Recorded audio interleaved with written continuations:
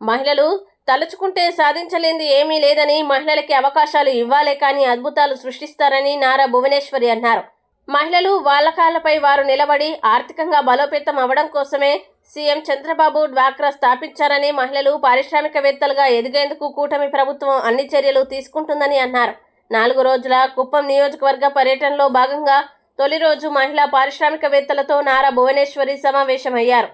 మహిళల్లో ఉన్న ప్రతిభను వెలికితీసి వారికి సరైన శిక్షణ అందించడం ద్వారా పారిశ్రామికవేత్తలుగా తయారు చేయడంలో ఎలిప్ కృషి ఎంతో ఉందని, రమాదేవి గారు, ఆమె టీం సభ్యులందరూ ఎలిప్ ద్వారా అనేక మంది మహిళల్ని ఔత్సాహిక పారిశ్రామికవేత్తలుగా తీర్చిదిద్దారు. అందుకు వారిని మనస్ఫూర్తిగా అభినందిస్తున్నాను. చంద్రబాబు గారి చేతుల మీదుగా ఎలిప్ ప్రారంభమైంది. ఎలిప్ నా కళ్ళ ముందు పుట్టి ఎదిగింది. మహిళా పారిశ్రామికవేత్తల కోసం కుప్పంలో ఎలిప్ ఏర్పాటు కాబోతుంది. దీని ద్వారా మహిళలు పారిశ్రామికవేత్తలుగా తయారై మరో 10 మందికి ఉద్యోగాలు కల్పించే స్థాయికి చేరుకుంటారు.